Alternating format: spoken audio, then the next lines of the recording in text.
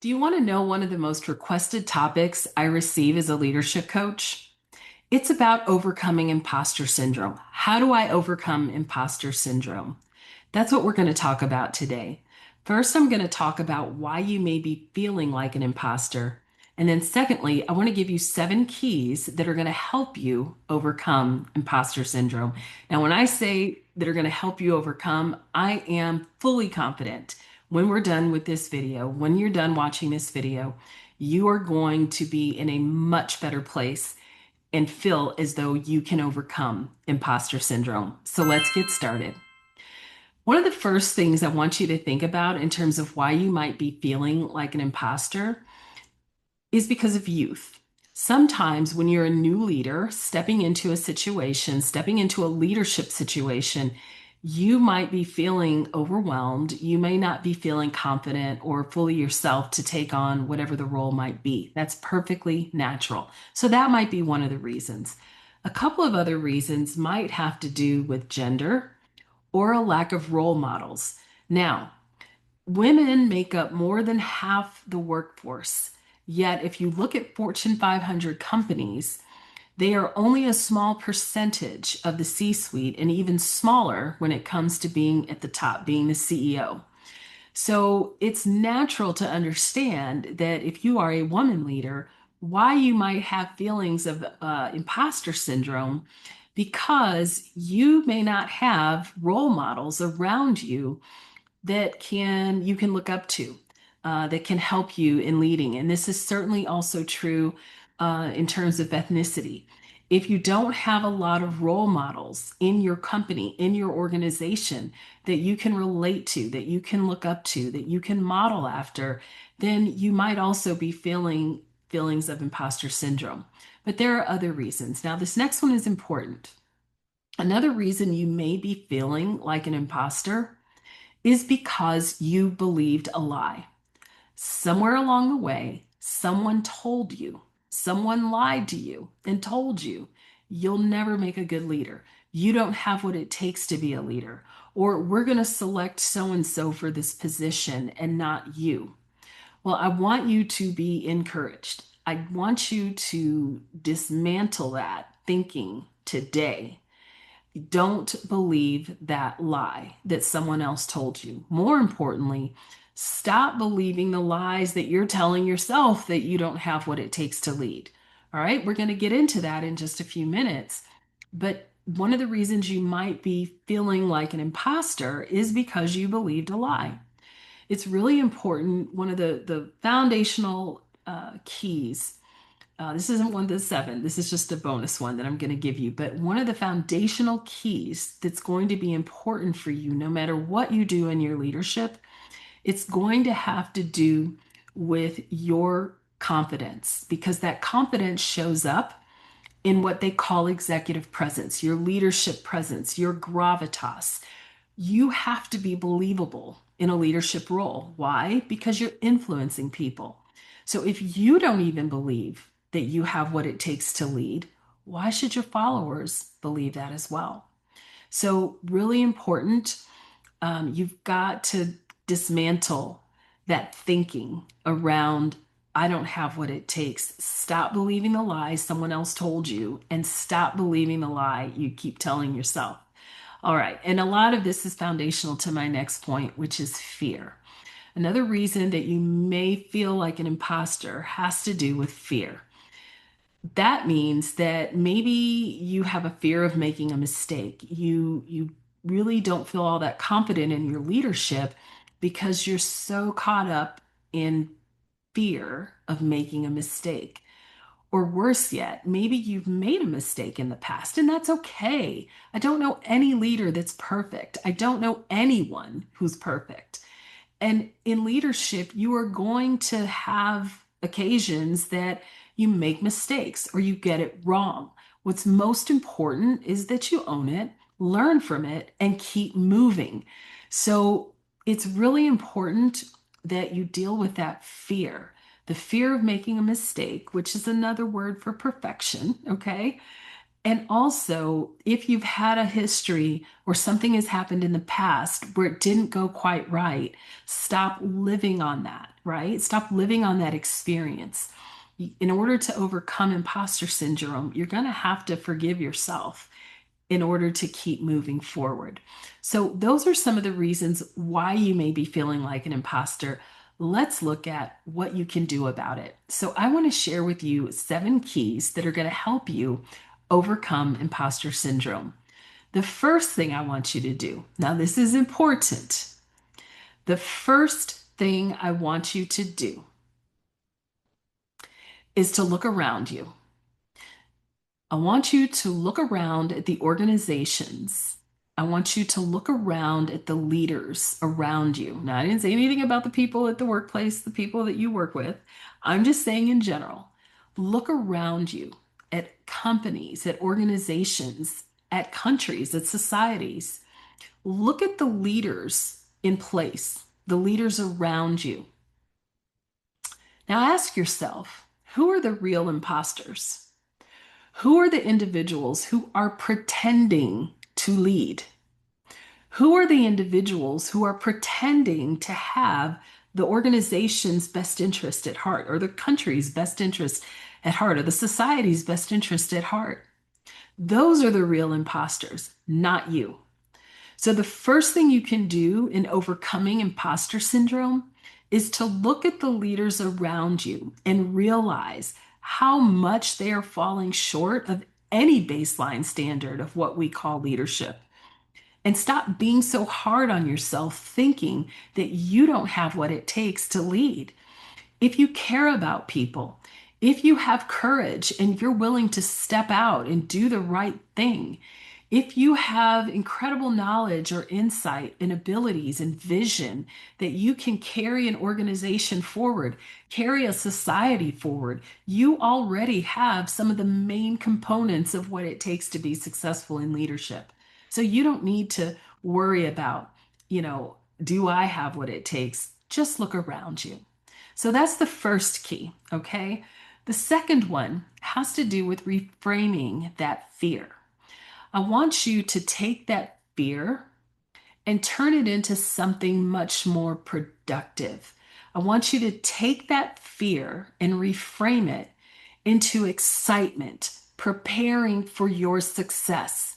So, all that energy that you are spending, when you feel it in your gut, all of that energy that you are expending, worrying about, will this go right?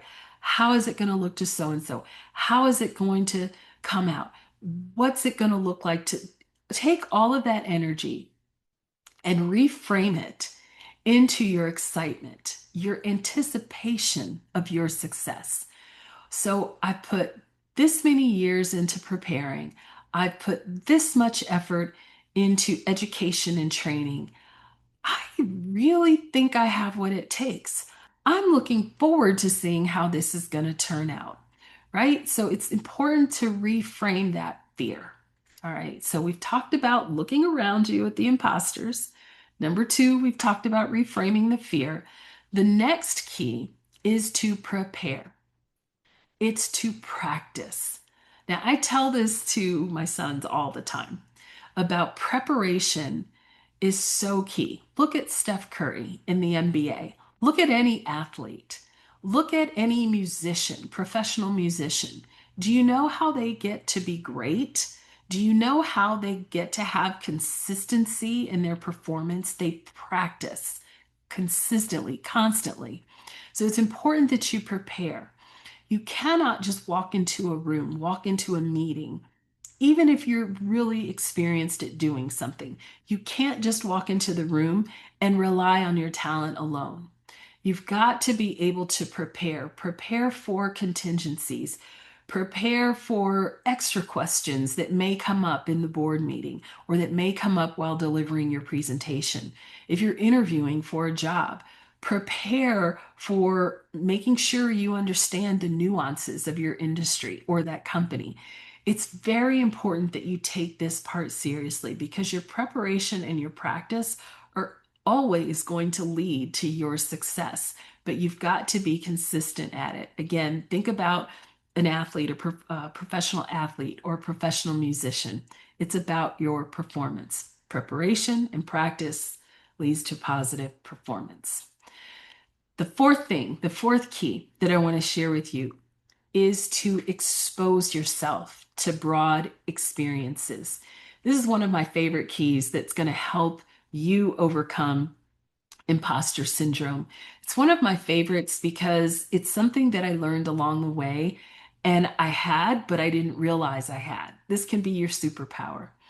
The more that you expose yourself to broad and different experiences, you are setting yourself up for success. You are setting yourself up for situations that you couldn't possibly prepare for, like we just talked about. What do I mean by that? Let me just share a quick story with you. Earlier in my career, I was in an international setting and was leading a team, and it was a very complex project and complex situation. And oftentimes, when we would travel in country, we would, leave the states, the East Coast, and fly into this particular country, and many times hit the ground running the next morning with very little preparation, meaning we didn't get to go to a hotel, have a good night's sleep, whatever it might be. We hit the ground, the host was there, and then we usually were brought right into meetings. So it was very stressful in that regard. You weren't ever sure, what to expect and that type of thing. But for various reasons, throughout my upbringing, throughout my young adult life, even my collegiate career, and my early career professionally, I had been exposed to very broad and diverse experiences. I had had a chance to travel prior to that.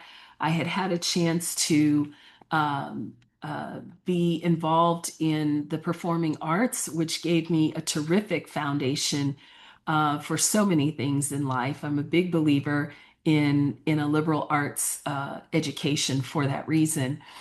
But I also had diverse friends and friend groups and diverse work experiences. I had worked in several different industries and had already amassed a level of knowledge and background that was just stored away.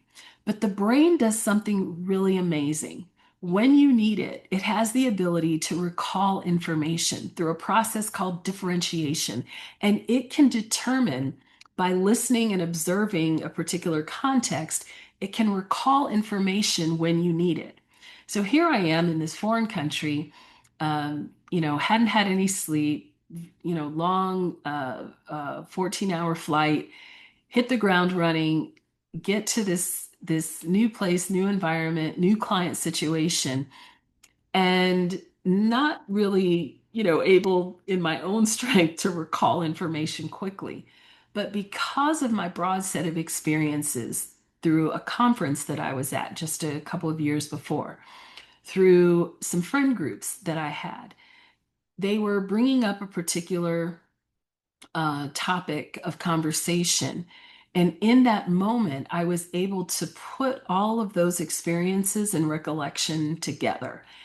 And it helped me to be able to respond in an intelligent way. At least I hope it was an intelligent way, and add and contribute meaningful conversation. And we had a very successful time while we were there, very productive and successful engagement. Now, why do I share that? Because your broad experiences are almost like the corners of a puzzle piece. You ever try to put a puzzle together? They always advise you to, put the corners together first if it's a rectangular or square shape puzzle.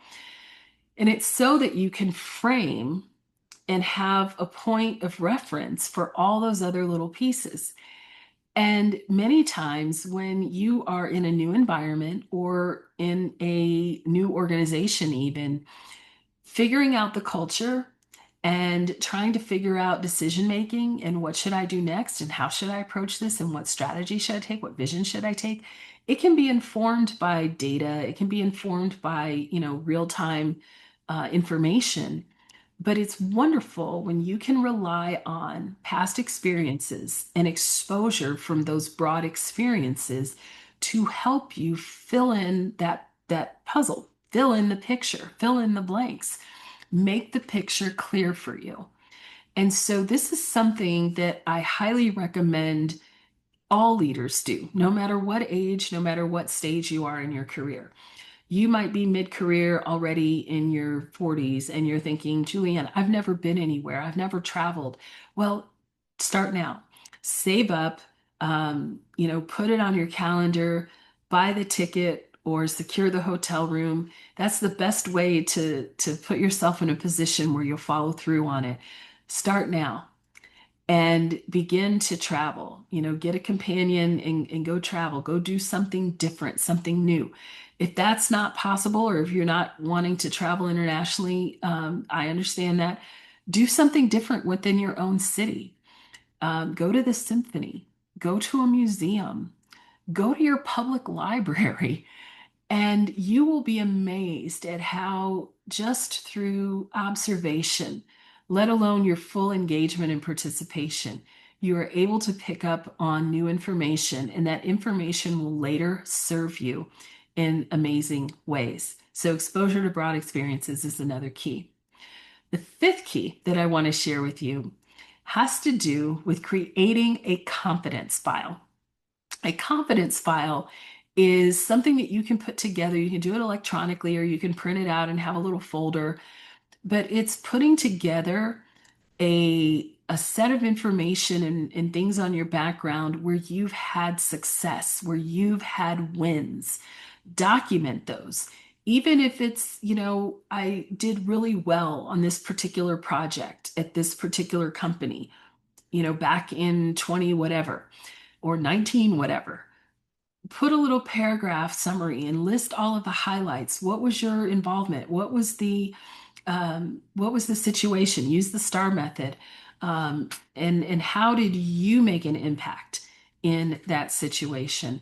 By putting that confidence file together, when you need it, you're able to not only go back through and encourage yourself about your abilities and your success, but it's also great to have in performance review situations, as well as when you're interviewing for new roles. But put together that confidence file. It can be your resume, an updated resume. It could be successes and wins. If you've got pictures, maybe you've won an award, or maybe your company did something really great and got an award. Well, take a picture of that, or download that post and keep a file of those successes so that you can reference them when you need them to know you've got this. All right, so number 6, we've done pretty well. We've gone through 5 of these and I gave you a bonus. Now, number 6 has to do with a positive environment. I want to share a story with you that I hope encourages you. Now, I was thinking about this story. I often read the Bible and reference scripture. If you know me, you know that that's a big part of my life. And I've heard this story, I don't know, at least a dozen or more than a couple of dozen times actually, throughout my life. And it's the story of Abram becoming Abraham. And his wife, of course, was Sarai, and her name was changed to Sarah. Now, if you're familiar with that story in the Bible, then you know that Abram meant, father, or an exalted father. But God changed his name from Abram to Abraham, meaning father of many nations. Now, I've heard that story growing up, like I said, at least a couple of dozen times. I heard Myron Golden, wonderful Bible teacher, business leader, entrepreneur. I heard him share some insight that I want to now share with you that I think is spot on about this particular story. So one of the things that's important, we're talking about positive environment in overcoming imposter syndrome, is to set yourself in a situation where you can be supported, where others around you are helping to encourage you and to build you up. And so, referencing back to this story of Abram, who God changed his name to Abraham. I had never thought about this before, what I'm about to tell you, until I heard Myron Golden mention it. But think about how much of an imposter Abram must have felt. Here he is. God's already told him that I'm going to make you a father of many nations. And yet he had no children. He and his wife were both up in age. In fact, the Bible says that his wife was past childbearing years, long past. So, how is he going to become a father? He's old. There was no Viagra back then. He's old. She's past childbearing age. And so, scientifically, naturally, humanly, how is this going to happen?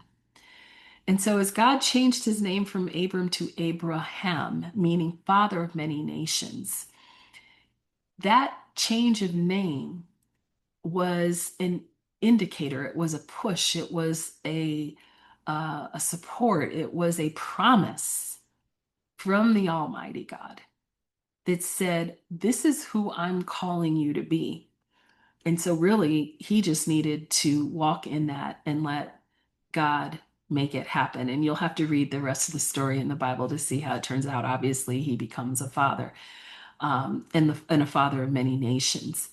But I really appreciated that insight about referencing him as feeling like an imposter.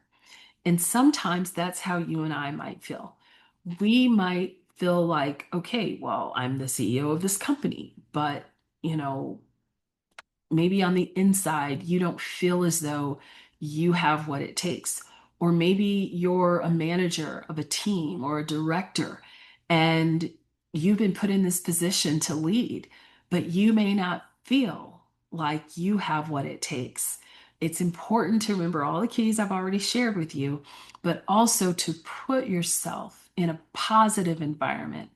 Be affirmed in who God says that you are, and put yourself in a positive environment where others are going to encourage you, where others are going to support you, and where others are going to see the leader in you. Very, very important. Now, the seventh key, the final key that I want to share with you in terms of how you can overcome imposter syndrome has to do with finding a mentor or sponsor. They're different. Now, you can find a mentor. A mentor is great because a mentor is going to help guide you. They're going to pour into you, help develop you. They're going to care about you as the whole person. They may or may not be in the company that you work in or in the organization that you work in. A sponsor is different.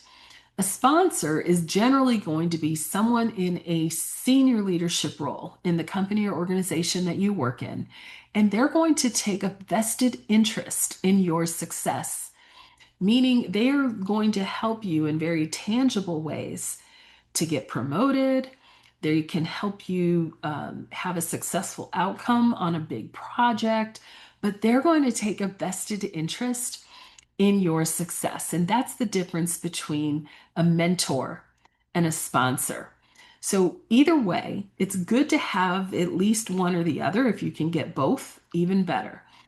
But find a mentor because it's really difficult to navigate an organization alone. It's really difficult to try to navigate an organization, especially if you're new, without understanding all of the cultural nuances that might be involved. A mentor can help clear the way for you. A sponsor, even better, is definitely going to help clear the way for you and is going to be invested in your success. So let's review. We've talked about why you probably might be feeling like an imposter. And the biggest thing that I want you to remember from that is don't believe the lie. Don't believe the lie that someone else has told you. And also about the fear piece. You can overcome fear because I want you to remember it's not about perfection. You're going to make mistakes. It happens. It's really more about how you can help position yourself for success. So that's about why you might be feeling like an imposter. But those 7 keys about what you can do about it is have a good laugh and look at the leaders around you. Those are the real imposters. those that are trying and pretending to lead. We have some great leaders in this country and in our organizations today. Don't get me wrong. But look around you. It won't take you long before you can see who the real imposters are.